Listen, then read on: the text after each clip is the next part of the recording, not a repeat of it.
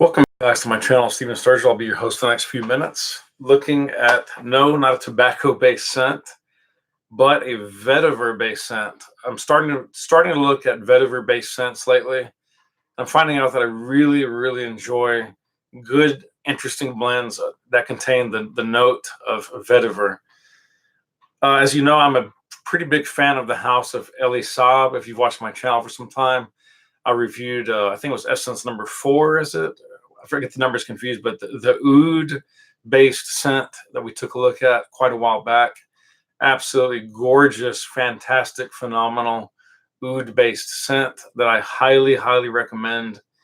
Anyone out there, if you haven't tried that fragrance, please get a decant, get a sample, just buy the bottle. It's fairly economical, all things considered. But today we are looking at number 6. This beautiful bottle with the delicious green juice. I don't know where I put the box. It's around somewhere, but whatever. This is essence number 6, vetiver, Elie Saab. Got the gold cap and standard black plastic with the initials of Saab, crest, if you will, or imprint. Don't think that. Yeah, it actually is magnetic. That's pretty cool. This is a rare magnetic cap.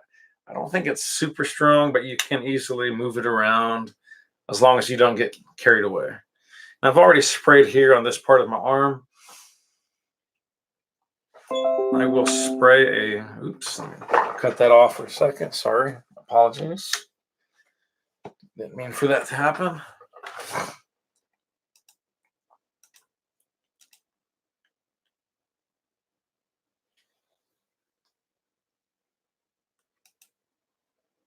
Okay, I don't know what that's about. Anyways.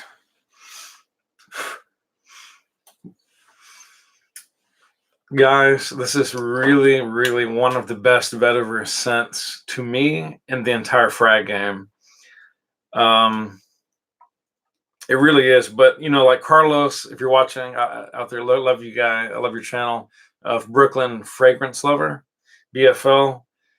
He's not a big vetiver fan in general. And yes, some people don't like the note of vetiver. They find it a little too earthy, rooty, almost slightly like a damp smell of earth or metallic grass.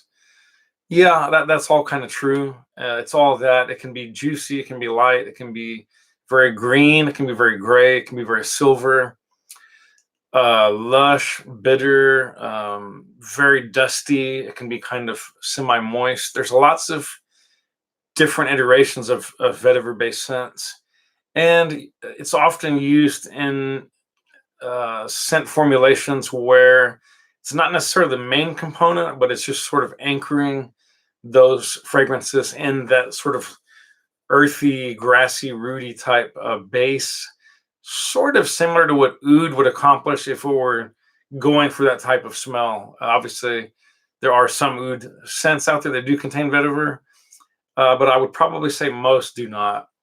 And there are not, I don't think there are a whole lot of vetiver-based scents that contain oud. I know there's a few, certainly, but I don't think there's like a plethora.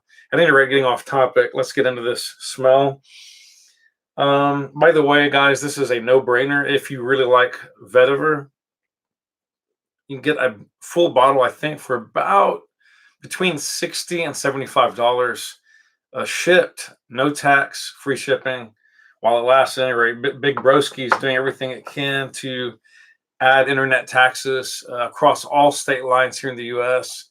So probably my guess, my hunch is that the next year or two, all states will be, they'll get a internet sales tax, as it were, because they will treat it as though wherever that's coming from, unless it's out of off continent or out of country, it will get a state to state income tax. So yeah, I'm not too jazzed about that, but it is what it is. Anyways, let's get into the nose of this guy. I'll talk a little bit more about it before we wrap it up for the evening. Let's see.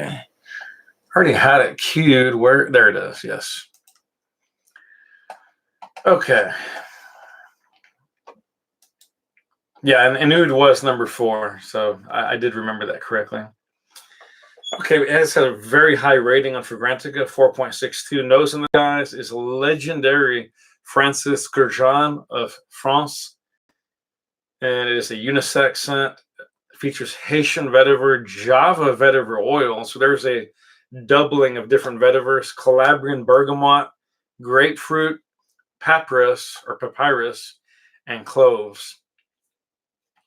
There may be some other notes in there. I'm not for sure.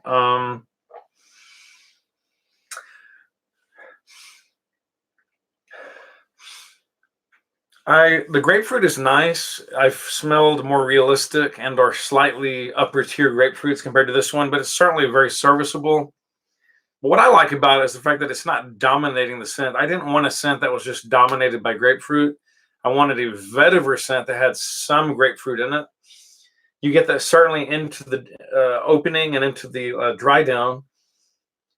And there's a nice, appropriately sweetness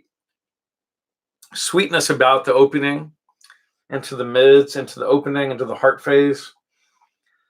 It's earthy, but not overly so. It's got that little hay-like grass, gray, silver green. There is a lot of greenery here, but it's not necessarily like pine needle or even fir or conifer. It's not that. It's more of a really just grassy, slightly mossy type greenery, almost with some hint of lime, but without the actual limeness of lime. I know that sounds ridiculous, but you know what I mean? You have that on, but it's not necessarily citrusy. It's certainly not really lime at all. And you get that just pleasant, almost a baby hint of patchouli. And then that clove begins to come through. And I think that papyrus adds a little, like a mossy paper type effect, almost a little bit of a green,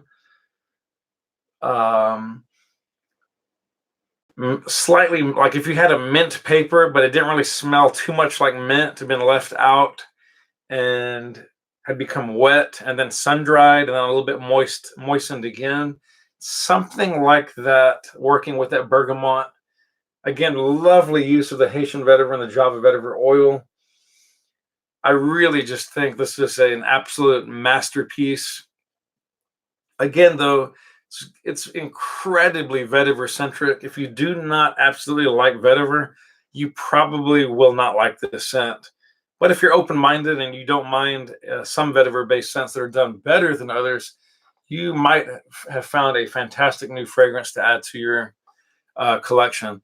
That's going to do it, guys. I really, really enjoy this fragrance. Highly recommend it if you like and or love vetiver, which I'm learning that I quite enjoy a good vetiver-based scent. So we'll continue looking at vetivers in the near future, and I will also continue the look at the Black Line collection of Odin here in the near future as well.